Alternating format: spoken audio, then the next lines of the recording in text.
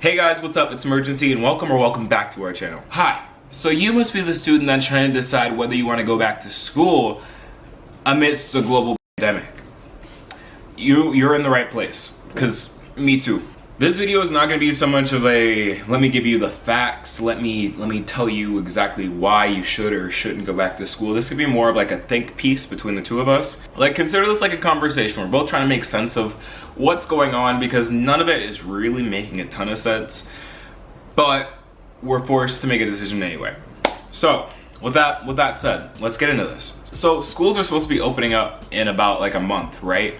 Like, I'm supposed to be back on campus in less than a month, chilling and doing like RA stuff, because if you're new here, I'm an RA. Hello. While a couple months ago this would have seemed like this was something that was cool, like great, I get to move in early, we're going back to campus, this is amazing. Now it's not quite the same story. I don't know if you've been listening to the news, but it doesn't seem like things are getting better.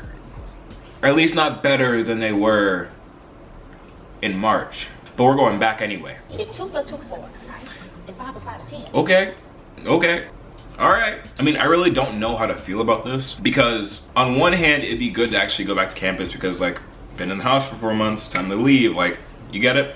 But on the other hand, there's just something about bringing a bunch of kids that have literally been all over the country and world, mind you, back to a single campus just to vibe for a couple months. And while I get it, a lot of these schools, and my school included, are having like very strict social distancing measures to like keep everyone away from each other.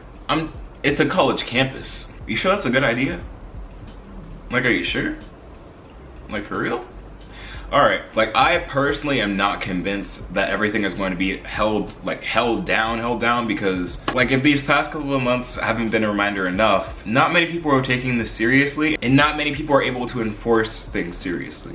So I'm just a little weary. I don't know about you. Like, I don't know how your school works or how schools in general are gonna really take this, especially when it comes to masks. Like, I'm praying, Gen Z, like, I'm praying on us. Like, I am praying that we are smarter and wiser and have more common sense than our parents and grandparents and the higher generations, the boomers, if you will. I'm hoping that we're a little smarter and actually like follow the guidelines of what's going on, so we are all good and we're all Gucci. Like, I'd say for sure though, there are a lot of things that need to be considered before even thinking about going back to campus. Like, one, is it worth it? Both physically and monetarily? Because like, I know a lot of schools are allowing you to cancel your housing plan so you don't have to pay for housing. You're just paying for your tuition, which is another thing. I don't know why tuition is staying the same amount of money if it's a reduced experience, but well, that's for another video. You're saving money for not going to campus. You don't really need to pay for your dining plan because you're at home anyway. And depending on your family situation, you have like a network with you, like a support network, and people that I hope have your best interest at heart and are trying to stay safe. The last part isn't for everybody, I know that. But what I'm trying to say is you could be saving yourself some money from not going, and could have a higher chance of staying safe because you're not traveling, you're staying where you are and aren't around a bunch of people, unless you're like one of those stupid people that just don't care about anything or anyone else besides yourself. But that's another subject. And I mean, yeah, worst case scenario if you stay home is like you have like some FOMO and you like don't really get the college experience that you pay for, which I mean is valid, but also one thing's 4 years and another thing is a lifetime. So and on the other hand, if you do go, you would be on campus, and in theory you may be seeing people more. Whether that's more or less different than how it is now is unclear, but at least you'd be on campus, right? I mean, you have your dining hall, and